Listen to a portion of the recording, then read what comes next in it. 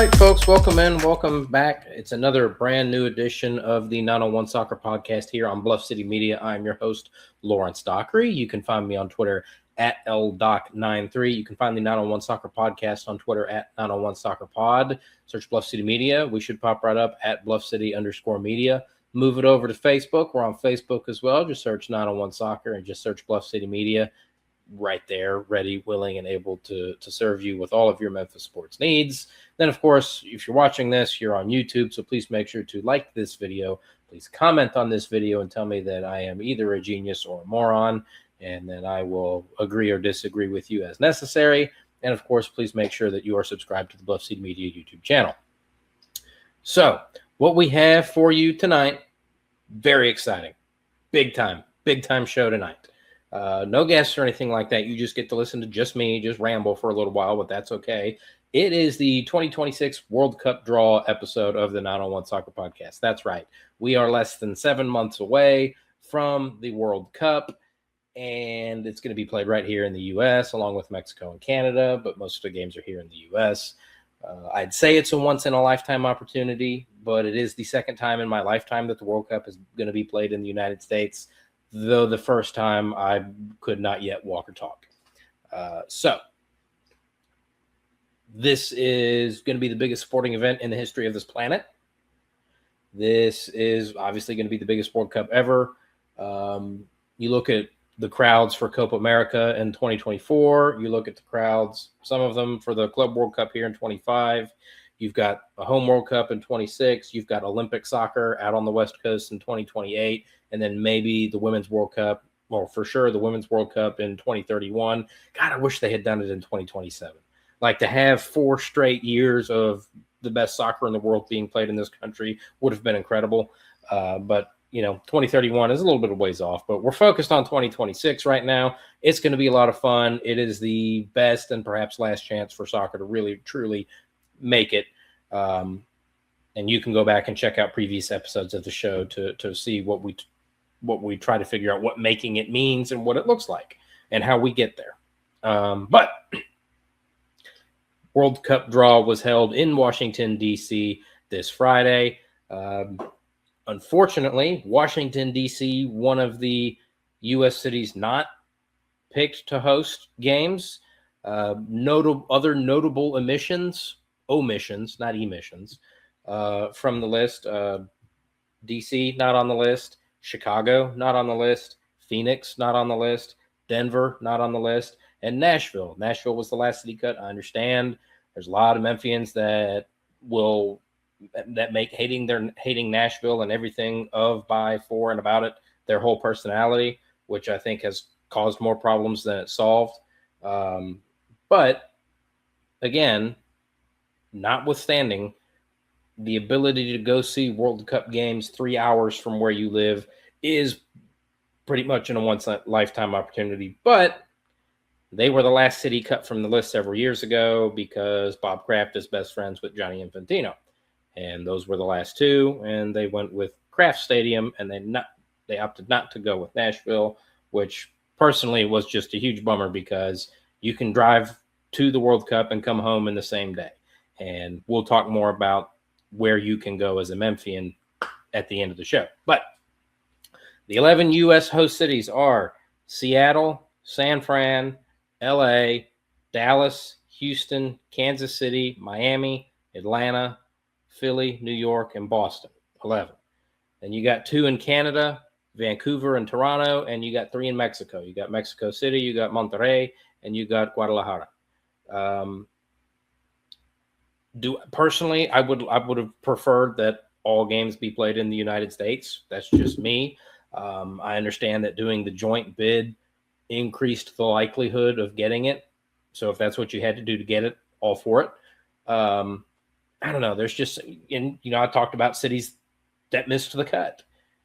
Nashville, D.C., Chicago, Phoenix with a dome stadium. Like, those all could have, been in play had all the games been in the U.S. But it's a joint bid. I think that's going to be the norm going forward unless you are a Middle Eastern country sitting on trillions and trillions and trillions of oil dollars, which we will see in 2034.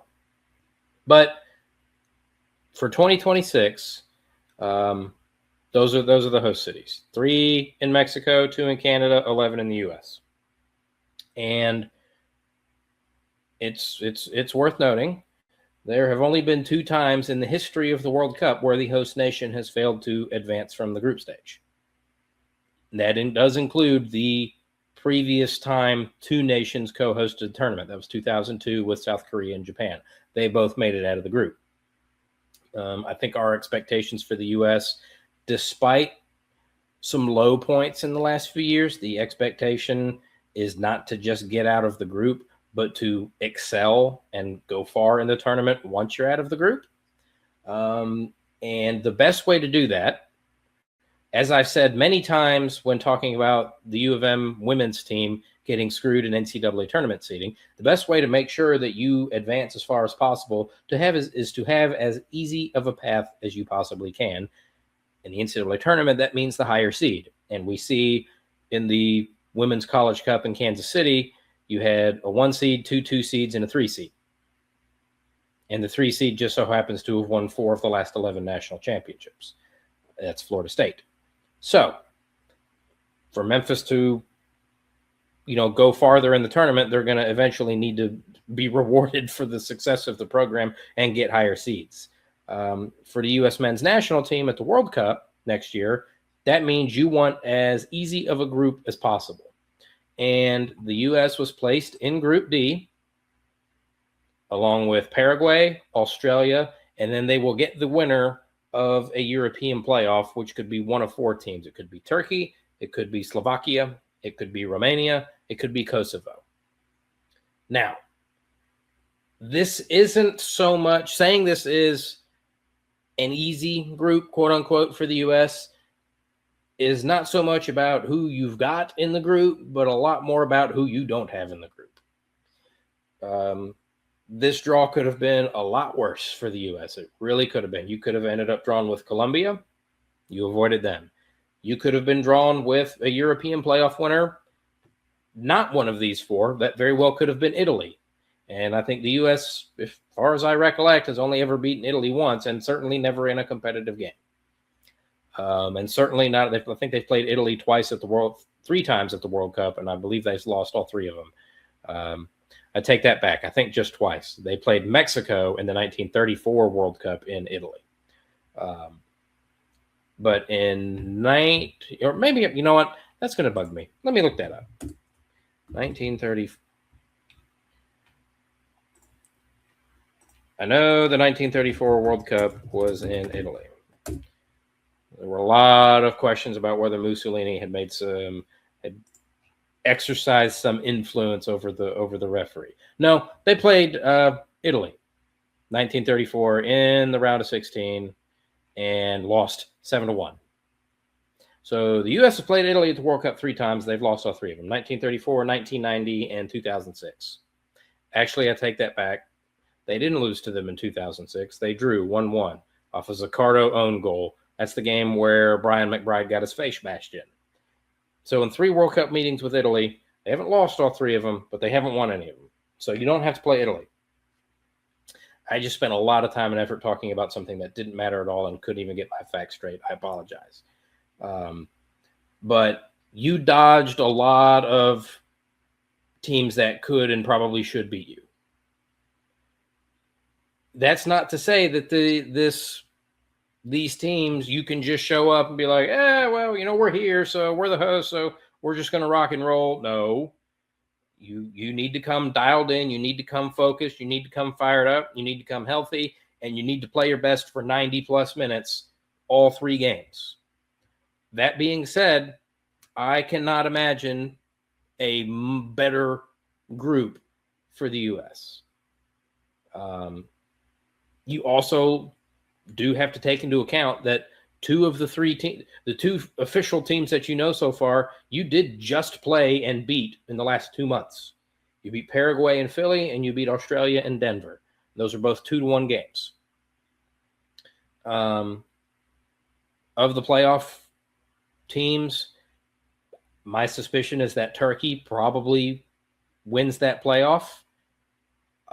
Personally, I would probably prefer Kosovo. Again, you want as easy of a path as possible. But there's nobody of those up to 6 teams that you just there's none of those teams do you look at and just go, God, there's no way we can beat them. You know you can beat Paraguay because you just did it, and you know you can beat Australia because you just did it. If you end up playing Turkey, yes, you lost to them earlier this year, but that wasn't one of those games. That wasn't the Switzerland game in Nashville. That wasn't the Mexico game in the Gold Cup final, and that wasn't the South Korea game in September. But you look at it, this is probably as favorable of a group as you could possibly get. And you get Paraguay in LA on June the 12th, and you go to Seattle on June the 19th and play Australia, and you come back to LA on the 25th, and you get that European playoff winner. Couple of things. A, I do not ever again want to hear U.S. soccer say we have no control over Copa America, where our team plays in Copa America or the Gold Cup, because those are events controlled by CONMEBOL or CONCACAF. Greg Berhalter 3 years ago came right out and said it to our face. He said, we told FIFA we wanted to play 2 games in LA and 1 game in Seattle. And lo and behold, the U.S. gets to play 2 games in LA and 1 game in Seattle. That's the World Cup. It gets no higher. There is no higher soccer authority in this world than FIFA. So don't tell me, U.S. soccer, that, oh, yeah, we'd love to play a game in this city, but CONCACAF told us we couldn't do it. Lies. Second thing. Can we all agree that it is just incredibly stupid to have a draw for a tournament before all the teams are qualified for it? That's something that I think that was a thing that popped up during COVID because everybody was a little bit uneven in who was allowed to play games and who wasn't, and what countries had what restrictions and what regions within certain countries had certain restrictions. And it was a clusterfuck from hell. And everybody just decided, let's just make that the thing now, where half the field isn't set, but we're going to have the draw anyway. Huh? Like half of these groups don't have a full complement of teams yet. It's like, here's these 3, and then maybe one of these 4. That's incredibly stupid to me. I miss the old days. And yes, this old man yells at cloud. I miss the old days of, hey, qualifying was done in November, draw was in December. That was that. No draw, and then there was still qualifying left to happen. And if you were one of these 4 teams, you went over here, and you were one of these 3 teams, you went over here. No, like, you qualified or you didn't. And once you were qualified, the draw happened. And these teams went to these places.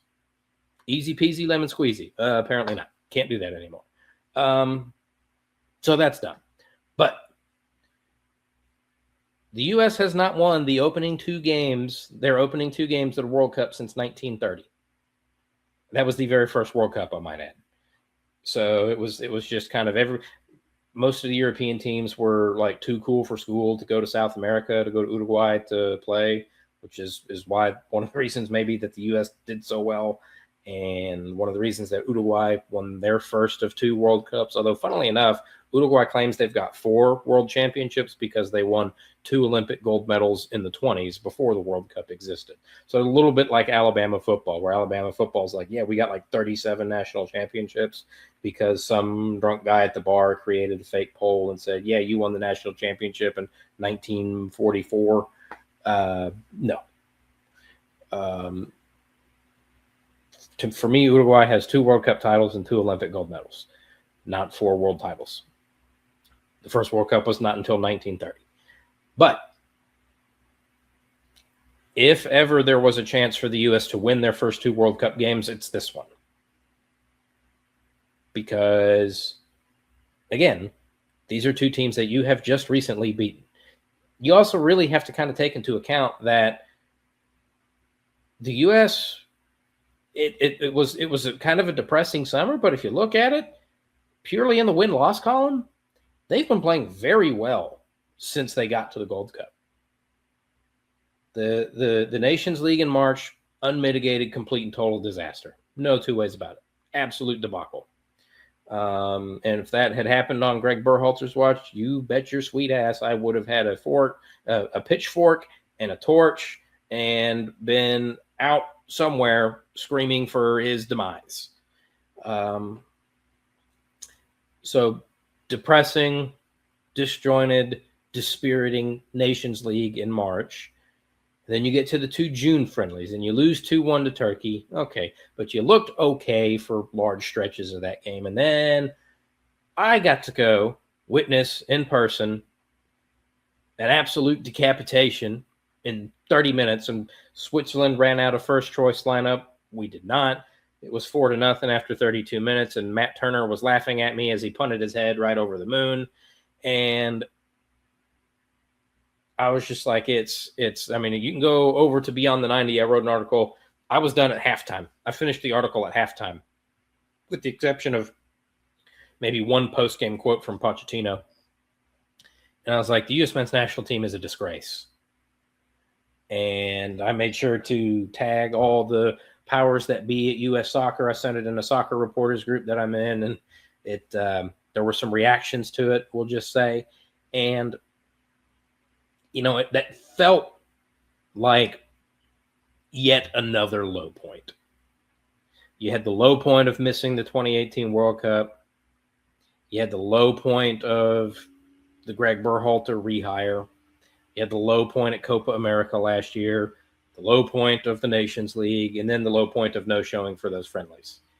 And the vibes going into that Gold Cup could not have been worse. You look at the crowds for those first 3 games. I made sure to tag U.S. Soccer CEO JT Batson in the picture for each of them. Mr. We want to play in front of as many people as possible in as many big stadiums as possible. And you got 8,000 people to an 18,000 seat stadium in San Jose for your Gold Cup opener. Oh, I forgot. U.S. Soccer has no control over anything about that. It's just like, well, we're here and whatever happens, happens. Like, I'm sure there is nothing outside of, the stadium that they could do. There's no marketing. There's no email blasts. There's no billboards, TV ads, radio appearances. They cannot do any of that because it's a CONCACAF event. Then you got 11,000 people in a 20,000 seat stadium in Austin. But they started to play together and like each other. And I think a lot of the European players were like, oh shit, maybe Poch means what he says. And we need to actually bring our A game instead of showing up to play, to go get DUIs on a golf cart. Shout out Joe Scally. And I think if you look at it, since that opening game of the Gold Cup, I think they've played 12 games, 6 Gold Cup games, 2 in September, 2 in October, 2 in November. They've won 9 of those. And they've only lost 3. Maybe 6 and 6, that's 12. God, I can't do math. No, they've only lost 2 of those. My apologies. They've only lost 2. They lost to Mexico in the Gold Cup final. Then they lost to South Korea in September. So in those 12 games, they've got 9 wins, 2 losses, and a draw against Ecuador. And a number of those teams, I think basically since the Mexico game, every game they've played has been against a World Cup opponent, a team that's qualified for the World Cup. So that's 7 straight games against World Cup teams. And you've got a loss to Mexico, a loss to South Korea, a win against Japan, a draw against Ecuador, a win against Australia, a win against Paraguay, and an absolute decapitation 5-1 of Uruguay. That shocked me. And it was even funnier because Marcelo Bielsa, manager for Uruguay, has told his players, if you play in MLS, I'm not calling you up because you're bums. And a squad of MLS players took his head's team off and punted it over the moon 5-1. Put that in your pipe and smoke it, Marcelo. So you've got a team that is finally playing well. 9 wins in your last 12 games, 10 unbeaten in your last 12 games, and at least 7 of those have been against Saudi Arabia was another one. So you've had, goodness gracious, since the start of those 12 games, you played Trinidad and Tobago, not going to the World Cup. You played Saudi Arabia, going to the World Cup, beat them.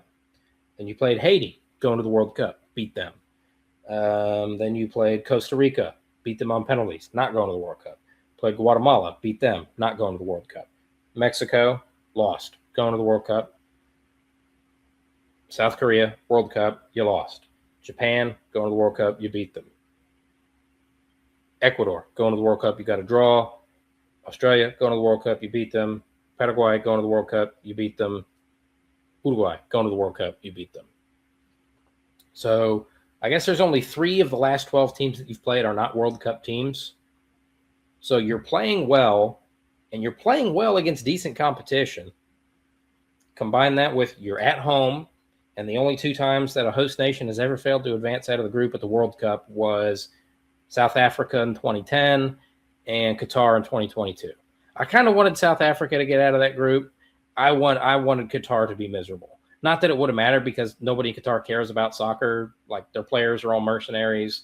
They didn't deserve to host that World Cup. That they got to host the World Cup. There were a lot of problems that went along with that. So I was not at all upset that they finished rock bottom in their group. And I don't think they scored a goal. Maybe they scored one. So you got a U.S. team that's playing well and has done so against mostly World Cup competition. You're at home, and you avoid a lot of the teams that had the potential to beat you. All that being said, you will need to bring your A game. It's the World Cup. And Mauricio Pochettino was very clear about that.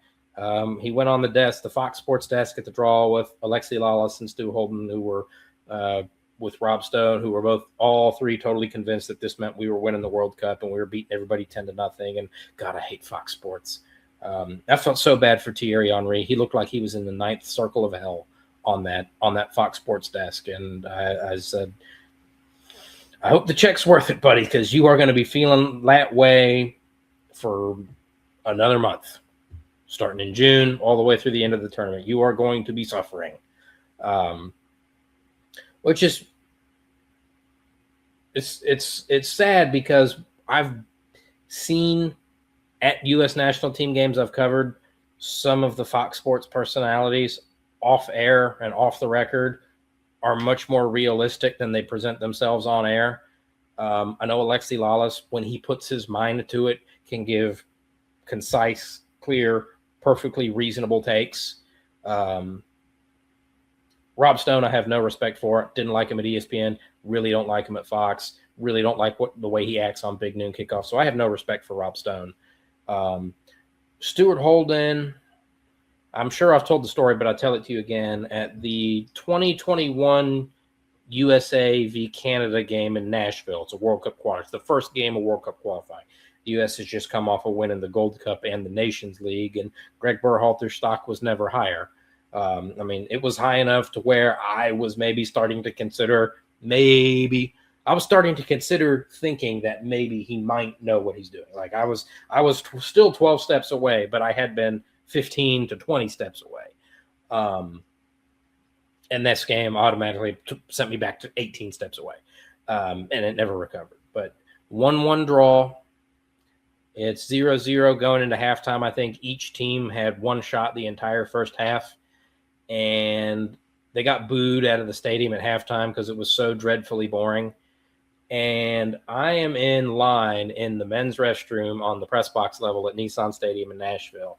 And John Strong, Stuart Holden, calling the game for Fox, and Brian Strauss, formerly of Sports Illustrated, all 3 raving about how amazing and how dominant the U.S. looked in the first half. And I had always thought that the USA, everything is awesome all the time. There's no way we're not winning the World Cup. We got the best players, the best coach, blah, blah, blah, blah, the whole Fox Sports spiel. I always thought that was just kind of a bit. Like, it's like the camera's rolling, we have to act a certain way because we think that the American public and the American soccer fan is not intelligent enough to know otherwise. No, like John Strong and Stuart Holden, absolutely in their bones, to their core, 100% believe the U.S. is the best team in the world. They're going to beat everybody. On and on and on and on and on. Because we sat there in a bathroom in a stadium and I listened to them with my own ears rave about how amazing, how dominant the U.S. looked in a half where they had one shot and got booed out of the stadium at halftime by 43,000 people. And there were some words exchanged. I may or may not have asked if they were on drugs.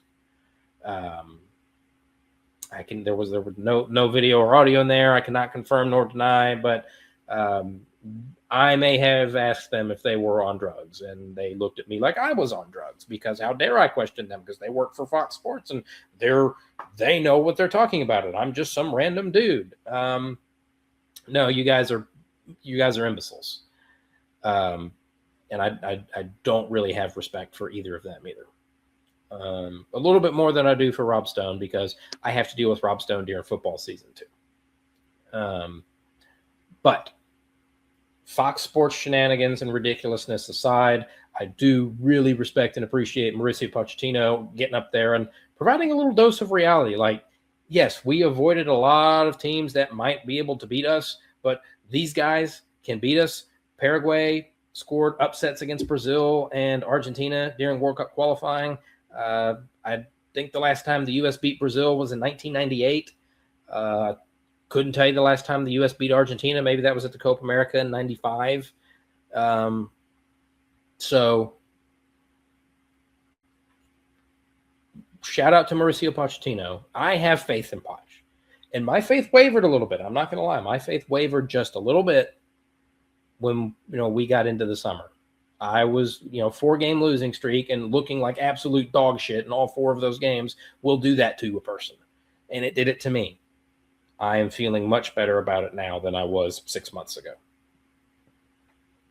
I also really like the fact, one of the things that has been an accusation, I guess you could say, that has been leveled at Mauricio Pochettino is his lack of knowledge or understanding or interest in American soccer culture or American sporting culture.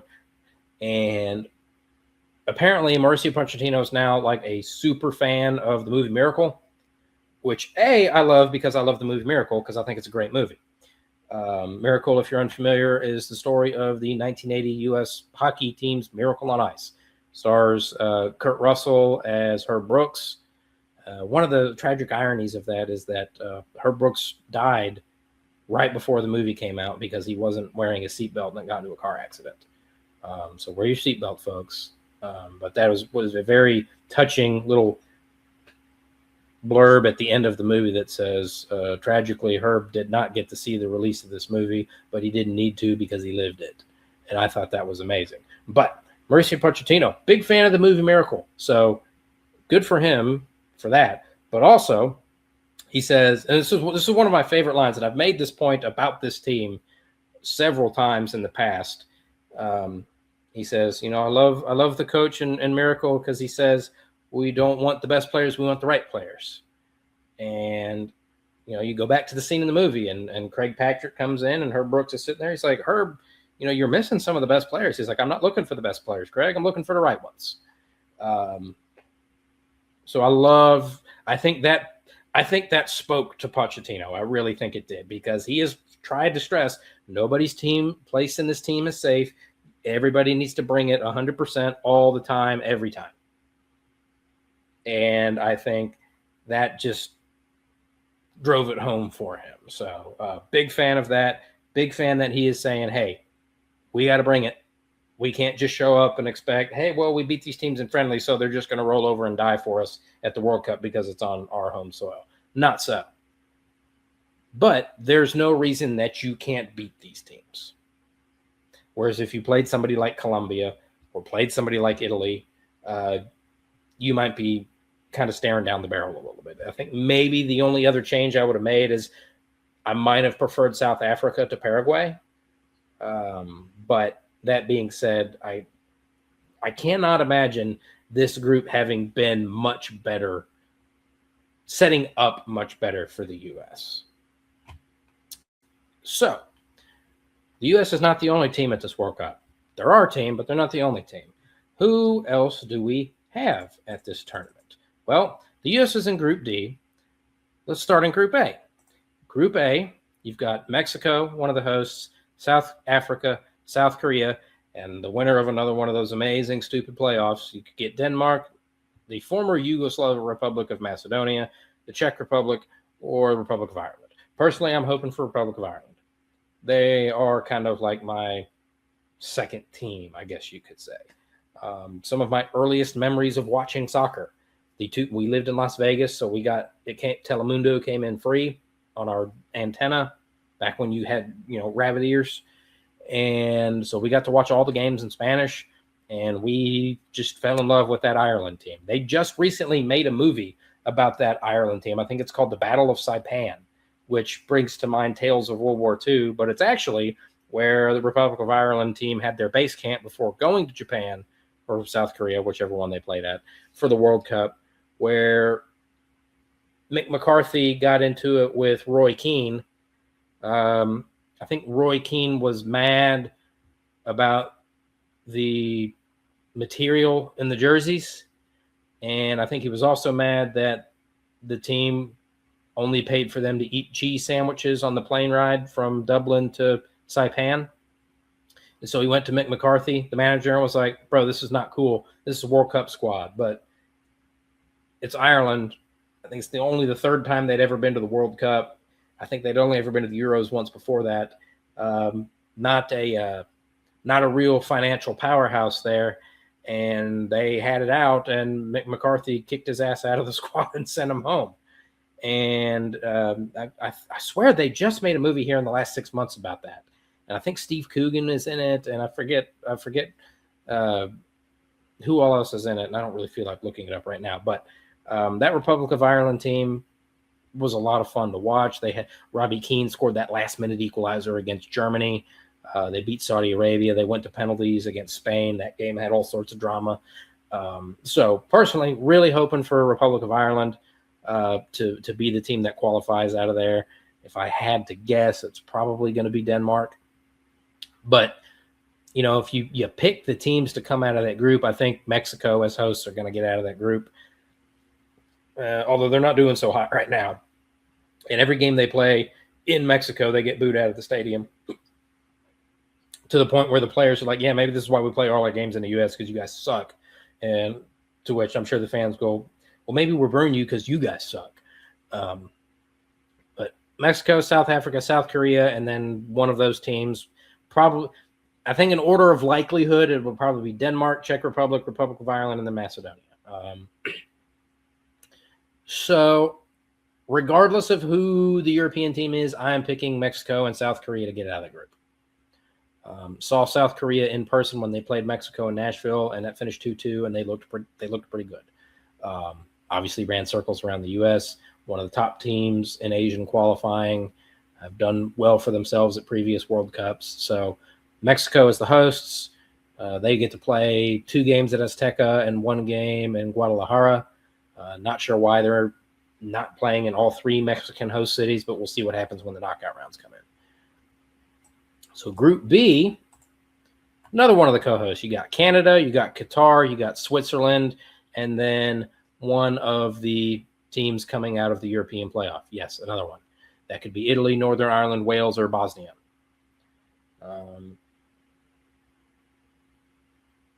I think we might see a host nation not get out of the group. I think of the 3 co-hosts, I think Canada is the one least likely to advance because you're going to put money on Italy getting out of the playoff. Although you say that, and let me put up a stat that's going to blow your mind about Italy. Italy has not won a knockout round game at the World Cup since the 2006 final when they beat France on penalties. The Zidane headbutt game. They got grouped in 2010 in South Africa. They got grouped in 2014 in Brazil. They didn't qualify for Russia in 2018, and they didn't qualify for Qatar in 2022. And now here they are trying to get through by the skin of their ass for the U.S. in 2026. So, of those 4, I think I would like Italy to get through just because the World Cup's a little bit better when Italy's in it. But if they screw it up again, I would say Wales would probably be the next most likely. I think Bosnia is the least, and I think you could maybe flip Northern Ireland and Wales and just do a toss-up between the 2 of them. Funnily enough, I think it is a toss-up between the 2 of them because I think they play each other. I don't think Qatar is getting out of the group. So that leaves the European team, Canada, and Switzerland for 2 spots. Now, one thing we do also have to keep in mind, third place, a certain number of third place teams do advance to the knockout round because this is an expanded 48 team World Cup. You may be getting some third place teams. So I think if Italy gets through, you'll have Italy, Switzerland 1-2, and then Canada will be that third team. Qatar is going to be at the bottom, and good riddance. I think Canada may do just enough to get through as a third place team, even though they are hosting. I think they play 1 game in Toronto and 2 in Vancouver. And I was really high when they hired Jesse Marsch. I wanted Jesse Marsch for the U.S., and why they didn't hire him, I don't know. I think I've told you my tinfoil hat theory, where my belief, and I have no proof at all, but my belief is that Greg had signed his contract extension before the team went to Qatar, and they were going to announce the new deal when they got back. And then he ran his mouth off at that leadership conference where he's like, yeah, I'm a great leader because I almost kicked Gio out of the team. And then the Reynas were like, all right, screw you, asshole. Hey, Ernie Stewart, here's the story about Greg from when he was at North Carolina.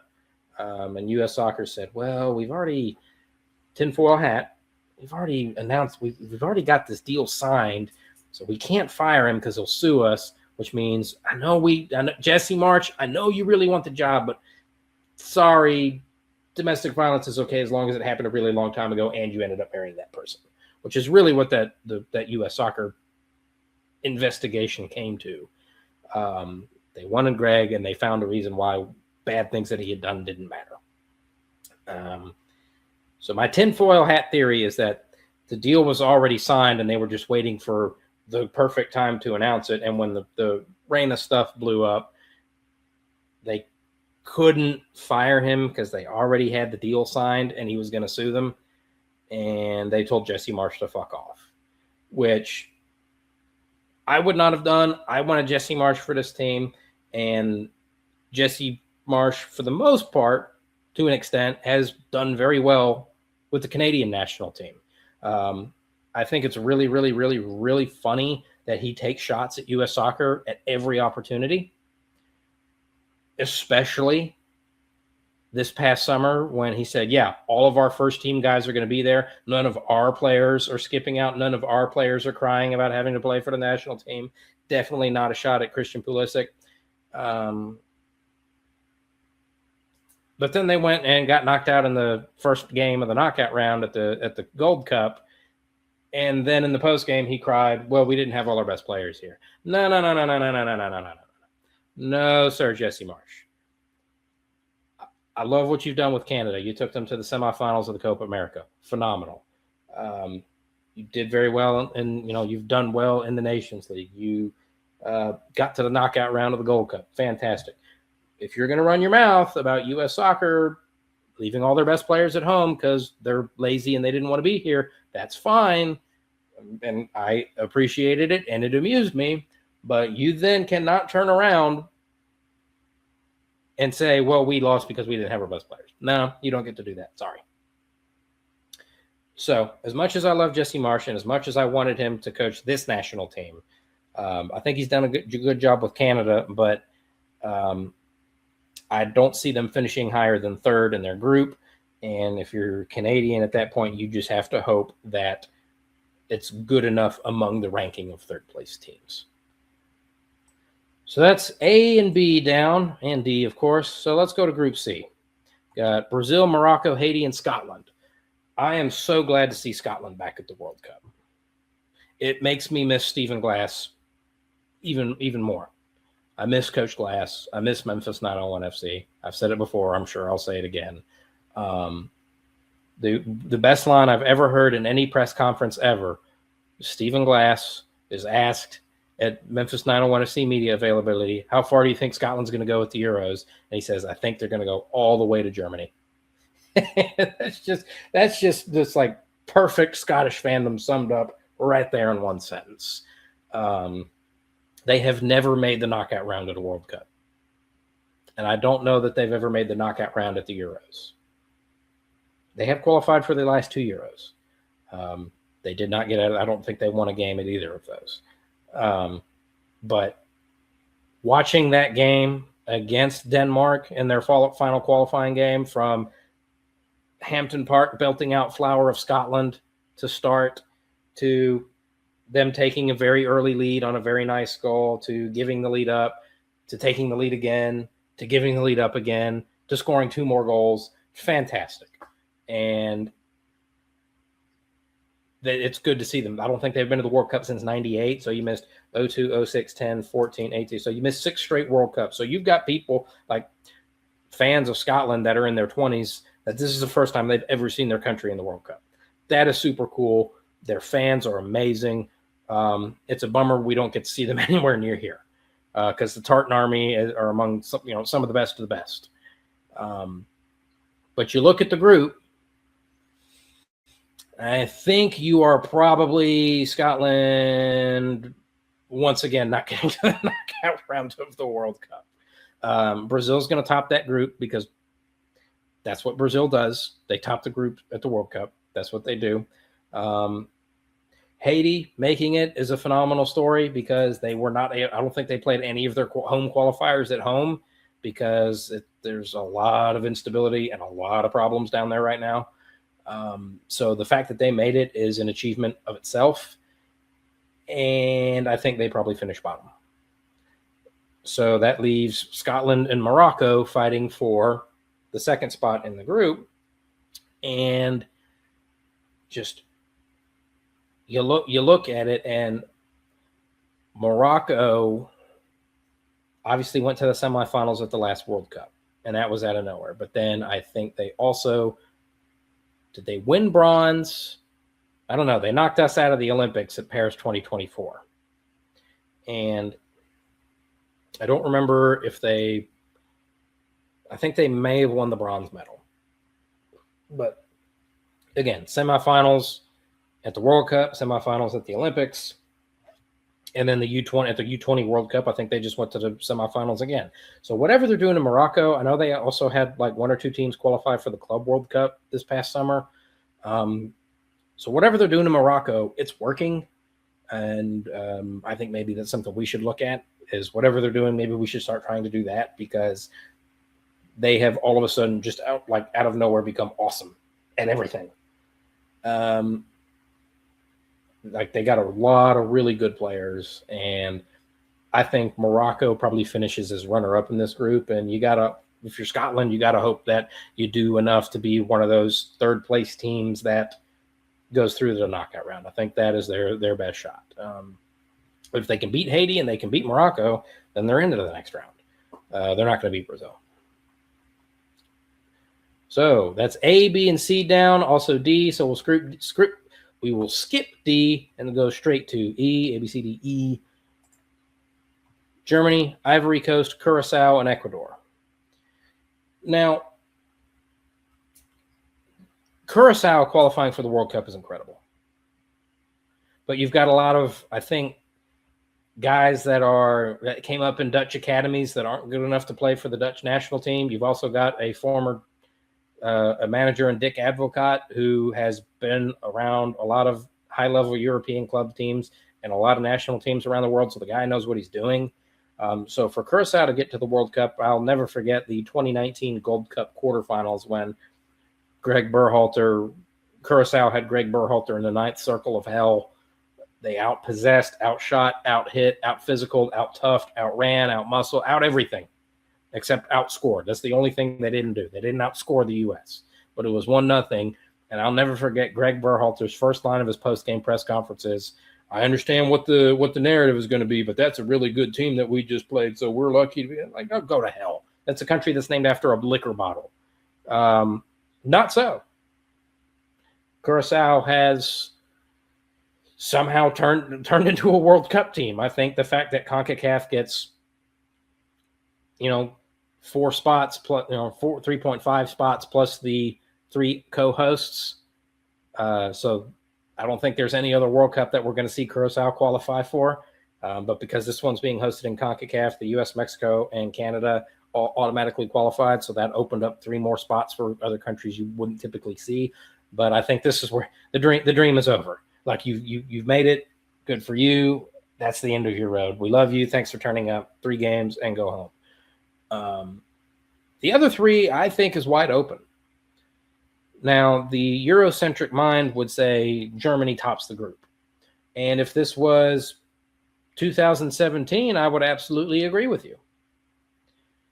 Because from the first time they were allowed back in the World Cup after World War II, I think it was 1954. The first World Cup after the war was 1950 in Brazil, but Germany was, I think, still persona non grata. So they were allowed back in for Switzerland 54. From 1954 all the way until 2014, they went to at least the quarterfinals of every World Cup. And then you start with 08, 12, and 16, you go to at least the semifinals of 3 straight Euros. And then 05 and 17, 05, they were 3rd place at the Confederations Cup. In 2017, they won the Confederations Cup. So you're basically every tournament Germany played in from 2005 to 2017, they went to at least the semifinals. That's banana land. That is phenomenal, and I don't know that we will ever see a run like that ever again, which is even more impressive when you stack on they were a disaster at Euro 04, but in 02, they were runners-up. 98, they quarterfinalist. 94, quarterfinalist in the U.S. They got put out by Bulgaria. 90, they won it. 86, and so on. But this is not 2017 anymore. 2018, they got grouped. 2022, they got grouped. Euro 20/21, I don't remember how they did, but they didn't get to the semifinals. And then Euro 24, they got knocked out in the quarterfinals. So, it's tempting because they're Germany, and that's a brand name. It's Blue Magic. That's a brand name. I don't think you can just pencil them in as the top team in the group. And then Ivory Coast and Ecuador, I think, are probably going to be right on par. I'm inclined to think Ecuador maybe is a little bit better than the Ivory Coast. Didier Drogba and Gervinho are no longer part of that team. But I think all 3 of those teams are probably right about neck and neck in trying to get out of the group. And as much as we love the story, and as much as the Curacao admin, when they signed Dick Advocat to a contract extension, you can go look up what their tweet said. It was very, very funny, and there's no way they didn't know what they were doing. Much as we love them, I think Curacao finishes bottom of the group, and I think the other 3 teams are all neck and neck trying to get out. So Group F. You got the Netherlands, Japan, Tunisia, and another European playoff winner. That could be Ukraine, Poland, Sweden, or Albania. Of those 4, I think probably Poland has the best chance. That's who I would probably like to see the most because their fans are awesome. But then you got Netherlands, Japan, Tunisia, and let's just say Poland. I think right off the bat, you're looking at Netherlands topping the group, and then probably Japan. I think Japan and Netherlands are 1 and 2, and you can put them in either order. And then I think Tunisia and we'll just say Poland. I don't think Poland has ever gotten out of the group stage of the World Cup. They've done okay at the Euros. No, I take that back. In 2022, they went to the round of 16 at the World Cup and were put out by Argentina, if I'm not mistaken. But I think that's the first time they ever got out of the group. So they're going to have to go through a playoff. My suspicion is, and my guess, and this, of course, this is December of 2025. A lot can happen between now and then. Players may emerge, players may disappear, people may get hurt, managerial changes might be made. So it's a little too early to really say who's going to do what, but that's what I'm doing. But I think Netherlands and Japan are your top 2 teams in the group, and then Poland and Tunisia are going to be your bottom 2 teams. Then you get Group G. Belgium, Iran, Egypt, and New Zealand. This is the first time that now that Oceania has 1.5 spots, this is the first time New Zealand has qualified directly. They qualified via playoff for 2010 in South Africa. Funnily enough, New Zealand at the 2010 World Cup in South Africa is the only team not to lose a game. Not even Spain. Spain lost their opener to Switzerland, even though they went on to win the whole tournament. New Zealand played 3 games and got 3 draws. I wonder if former Memphis 901 SC forward Elliot Collier will be on that team. That would be a pretty cool little Memphis connection there. I have this group. I think is wide open. I have no idea who's gonna do well in this group. I don't. I mean, 2 of them are gonna go through, maybe 3. You would think Belgium just because it's a European team, but Belgium was a disaster at the last World Cup. Egypt, Mo Salah wants out of Liverpool, but I have to. I mean, Egypt didn't do well at the World Cup in Russia in 2018, but Mo Salah, I think, scored 2 goals in 3 games, even though he only played in 2 games. So if he's on the field for Egypt, anything's possible. And Iran feels like a team. Is Carlos Queiroz still their coach? It just feels like every time they get to the World Cup, it's like this is going to be the time they get out of the knockout round. They get to the knockout round, and then every time it just isn't. Because I think they're a pretty regular World Cup team now. 22, obviously, 2014, 06, 98, where they beat us. I have no idea who gets through this group. I'm going to say Belgium and Egypt, but I don't have any real conviction about that. And, if you want to hold me to that, that's fine. But if you try to talk me out of it, I'm willing to listen, because I think, truth be told, that's a whole lot of meh. Great for New Zealand for getting back to the World Cup. I mean, they came close in 2014. They got to the playoff, and they got their brains beat in twice by Mexico. But, it would not surprise any order of finish in this group would not surprise me. We go to Group H. Spain, Saudi Arabia, Cape Verde, and Uruguay. I think off the bat, again, cool story, Cape Verde. Thanks for turning up. You're going to finish bottom. And then I think Saudi Arabia has the potential to make things interesting, like they did in Qatar in 22 when they beat Argentina in the opener. But I think the class of the group is Spain and Uruguay, and it's there. And I think that 5-1 beatdown by the U.S. may have humbled Uruguay a little bit. So I think this is Spain's group to lose. It'd be really hard to bet against them. They won the Euros. They've got Lamine Yamal, who's just recently featured on 60 Minutes, and wouldn't it be great if 60 Minutes paid a little bit more attention to American soccer. But Spain, I think, is probably going to top this group, and I think that's probably going to be Uruguay. But don't be surprised if Saudi Arabia makes things interesting. And then Cape Verde Islands, great story. Thanks for turning up, and we'll see you in 4 years. Group I had several people ask me this. What's the group of death? That's what you always ask at every World Cup. What's the group of death? Oh, is this the group of death? Is this the group of death? And our buddy John Varlas at the Daily Memphian made a really good point, and it's a point that I tried to make to several people, and nobody wanted to listen to me. But I like that John and I are aligned on this, is that by expanding this tournament field to 48 teams, you've really kind of diluted it, and I don't think there is any real group of death.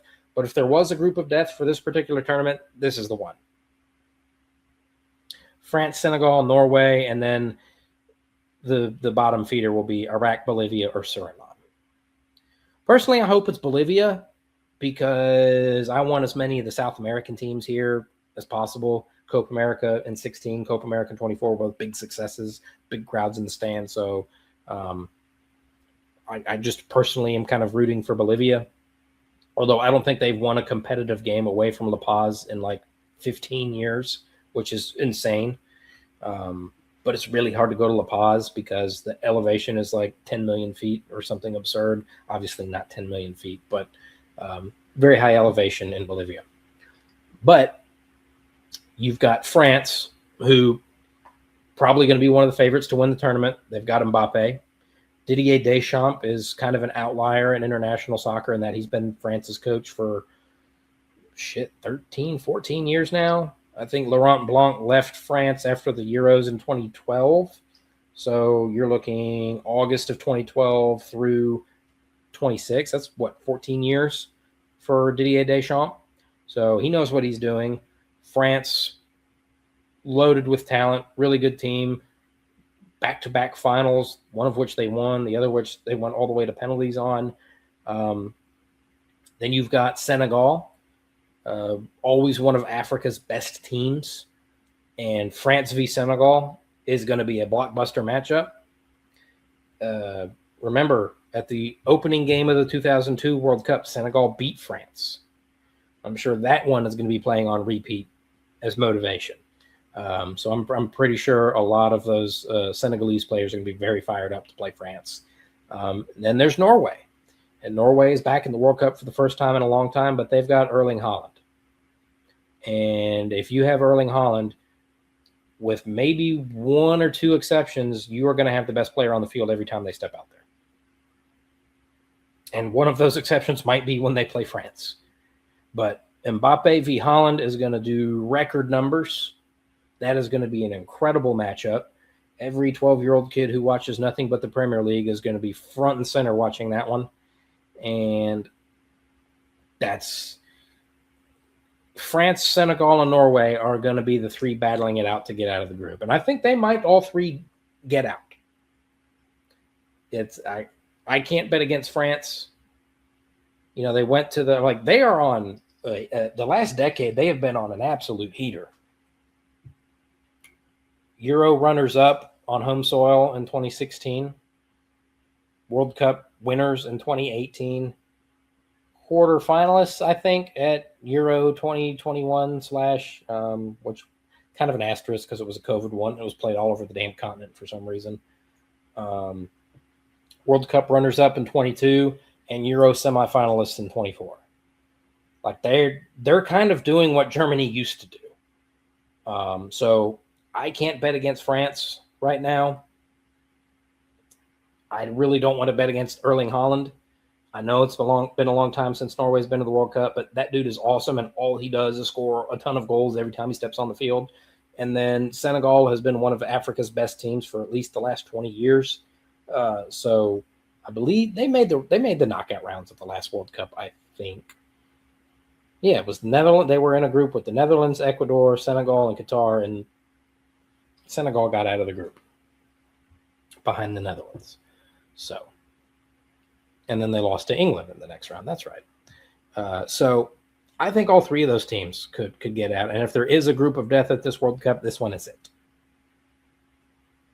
Move on to Group J. We're almost done, guys, I promise. Group J, Argentina, Austria, Algeria, Jordan. That's a lot of A's. The only thing that would have been better is if you had replaced Jordan with Australia. That way you could have had Argentina, Austria, Algeria, and Australia. You could have had all the A's.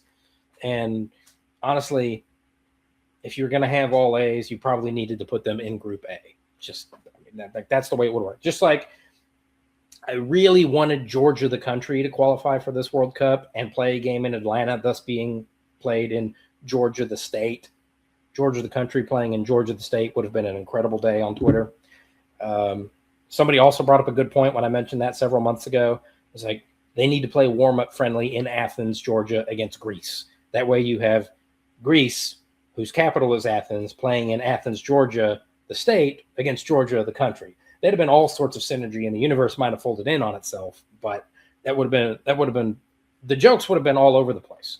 Just like whenever Sweden plays Denmark, you put it up on a scoreboard, and it's SWE for Sweden, and then DEN for Denmark, and you have Sweden, and then the unused letters are DEN and MARK, spelling out Denmark.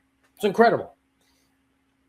And I also remember at Euro 2016, Wales was in the same group as Russia, and they very could have easily had Wales v. Russia and had it spelled walrus, and they had Russia v. Wales. I was so upset about that. What's life without whimsy? But in any event, no Georgia, the country, playing in Georgia, the state. No Greece, the country whose capital is Athens, playing in Athens, Georgia. No group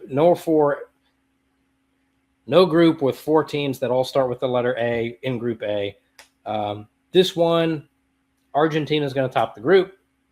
Reigning champions, usually pretty awesome at the World Cup. I don't think the last time they got grouped was 2002. Funnily enough, Mauricio Pochettino was part of that Argentina team. I think Marcelo Bielsa was the coach of that team. But Argentina will probably top the group. They got Messi. And then you've got 3 teams fighting it out for the second. I think Jordan finishes bottom, and that leaves you Austria and Algeria. And I don't think Austria has been to a major tournament in a decade. They went to the Euros in 2016 and kind of showed their ass. And so I'm gonna go with Algeria. I think Argentina tops the group, and Algeria goes through behind them. Remember, Algeria had us in the 9th circle of hell in South Africa in 2010 until Landon Donovan saved us. And then they got out of the group and had Germany in the 9th circle of hell in the round of 16. That game went to extra time. So I'm going Argentina and Algeria out of Group J. Moves you to Group K. Portugal, Uzbekistan, Colombia, and then the winner of an interconfederation playoff. So we're done with the European playoffs, and now this is CONCACAF v. Oceania v. Africa. So you've got the Congo, Jamaica, and New Caledonia. I guess I would hope for Jamaica to be that team. All 3 of those teams, by the way, are going to be battling it out to be the bottom feeder in the group. But Jamaica's a CONCACAF team. It would help it couldn't hurt the U.S. So let's go Jamaica. But that gives you Portugal, Uzbekistan, and Colombia. Portugal's got Ronaldo, and yes, he's 100 years old. And is he going to accept a reduced role or a super sub role? Who the hell knows? I would suspect not, because there is no person on this earth who loves themselves more than Ronaldo. And you saw what happened at the last World Cup when he had to come off the bench. It worked okay until it didn't. And then Colombia. I love Colombia. I think Colombia tops this group. Remember what they did to the U.S. in 24, and then how they went to the Copa America final. I mean, they went unbeaten for 3 years and laid waste to everybody.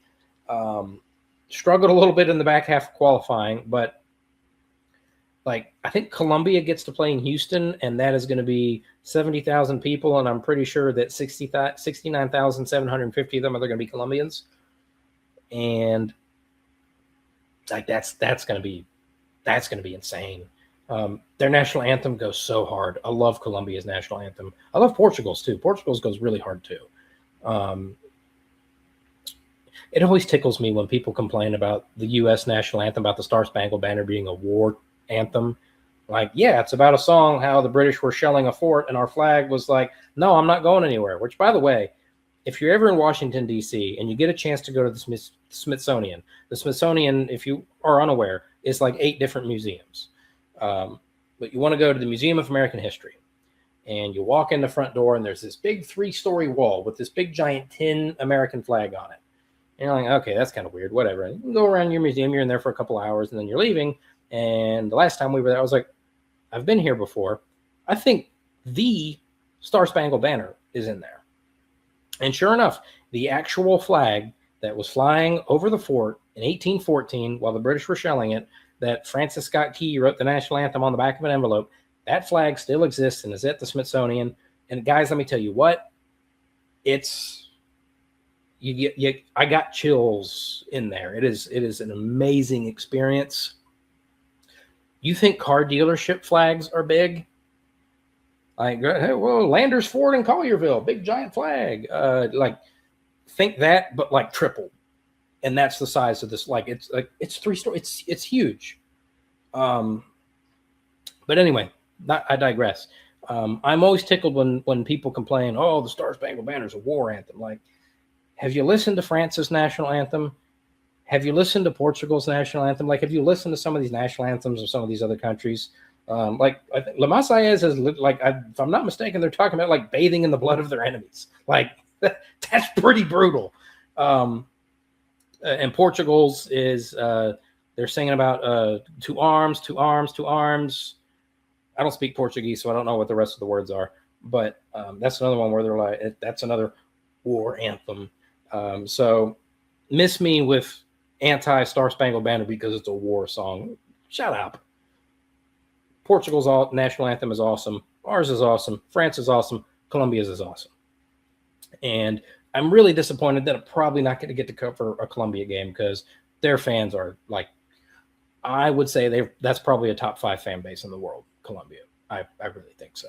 But if you're picking the 2 teams to get out of the group, it's probably going to be Portugal and Colombia. I don't really know a whole lot about Uzbekistan. They played the U.S. here a couple of years ago, and I still know nothing about them.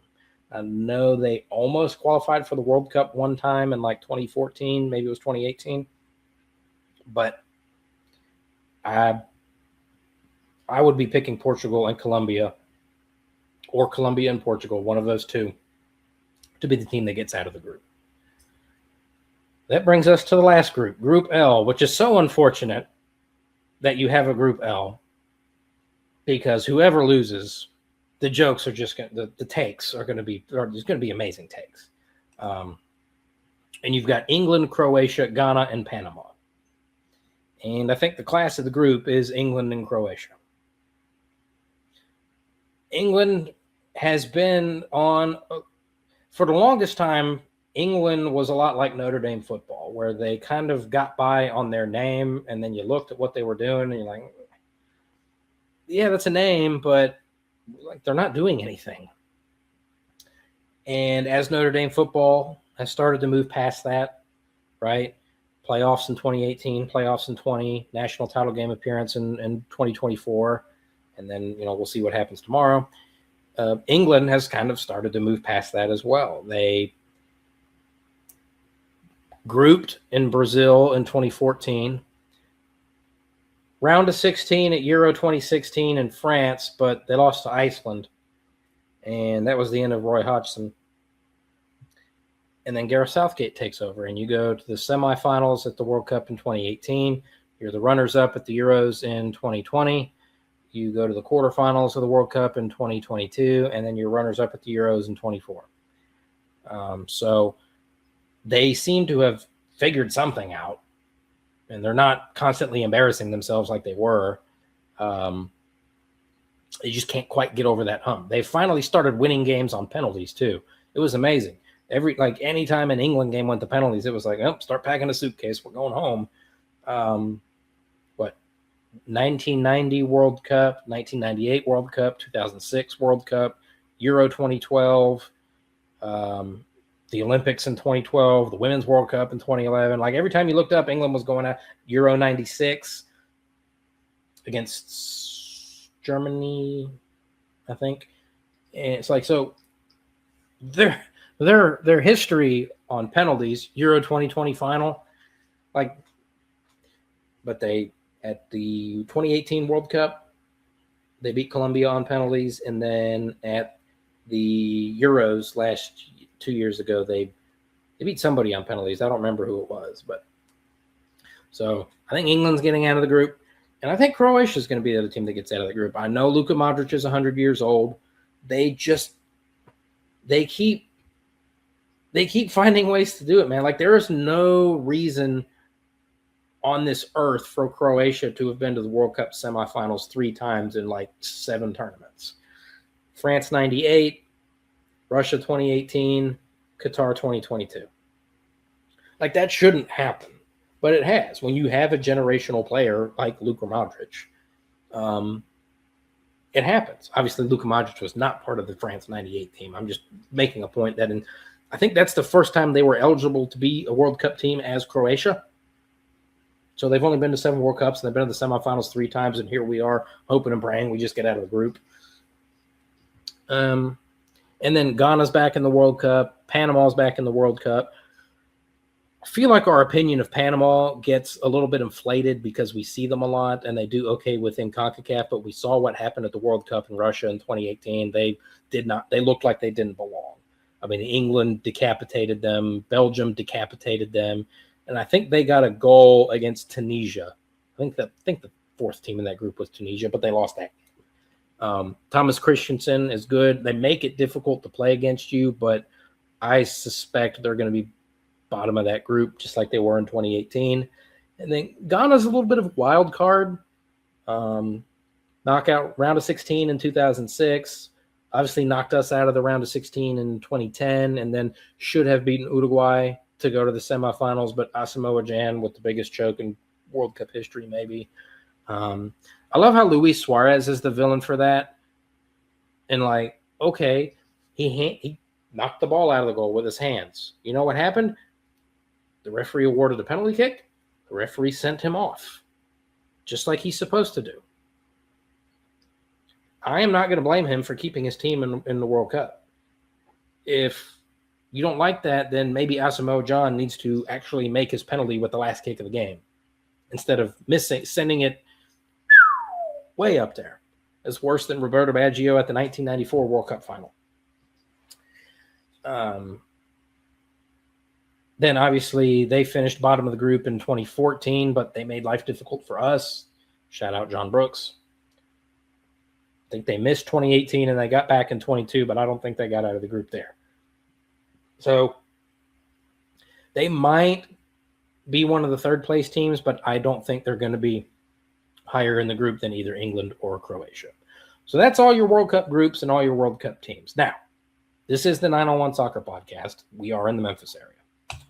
If you are a Memphian and you want to go to a game at the World Cup, where can you go? I told you the U.S. host cities. So from here, if you're driving, if you're flying, you can go wherever the hell you want. But if you're driving, the closest to here are going to be Atlanta and Dallas. Those are going to be the easiest to get to. So here are the games in Atlanta. Apologies. Here are the games in Atlanta. June 15th, you have Spain versus Cape Verde. June 18th, you have South Africa versus TBD. Denmark, Macedonia, Czech Republic, or Republic of Ireland. Go Ireland. June 21st, Spain v Saudi Arabia. June 24th, Morocco v Haiti. And June 27th, you get Uzbekistan v TBD. Jamaica, Congo, New Caledonia. So none of those really set the loins aflame. I am not super bricked up for any of those games. Spain v Saudi Arabia, maybe. And then South Africa v Ireland, maybe. Yeah, I mean, I'm going to try to be at some of them because it's the World Cup, but also you get in Atlanta, that's 5 group games. I think they get 8 total. So there will be 3 more games in Atlanta after that in the knockout rounds. And there's a lot of different permutations that can happen for the knockout round. So I'm not going to try to worry about those right now with the addition of third place teams. But then your next best bet instead of Atlanta is Dallas. 5 group stage games in Dallas. And these are a little bit sexier, right? It's a little bit farther, but they're a little bit sexier. You've got Netherlands v Japan on June 14th. You've got England v Croatia on June 17th. You've got Argentina v Austria on June 22nd. You have Japan versus Ukraine, Sweden, Poland, Albania on June 25th. And then on June 27th, you have Argentina v Jordan. So if you're looking for sexiest matchups, Dallas has them for you. If you're looking for closest and, quite frankly, probably cheapest matchups, Atlanta's going to be your bet for the group stage. And then maybe Kansas City and maybe Houston. I didn't write those down. I sent this in an email to somebody earlier. But I am looking at Atlanta and Dallas. Kansas City is a distant third. But I can't tell you where you should or shouldn't go. I would just encourage you to go. And whether that means actually going to the game or just going to hang out in a fan fest somewhere, or, there might even be fan fest in some of the cities that don't have World Cup games. Although what those plans are, I don't know. Hopefully we'll get them sometime soon. But that is your 2026 World Cup draw and schedule announcement episode of the 901 Soccer Podcast. This is going to be a really, really, really fun summer. I'm hoping to be able to be at a number of these games to cover them for you. And I would just encourage everybody to watch as much as you can, go to what you can, talk about it anywhere and everywhere that you possibly can. This is a tremendous opportunity for the sport in this country, and I would hate to see it go to waste because not everybody did what they were supposed to do or everything that they could do. That is going to do it for it tonight. Long episode this time. Thanks, everybody, for tuning in and listening. I'm your host, Lawrence Dockery. You can find me on Twitter at LDoc93. Find the 901 Soccer Podcast on Twitter at 901 Soccer Pod. Bluff City Media on Twitter at BluffCity_media.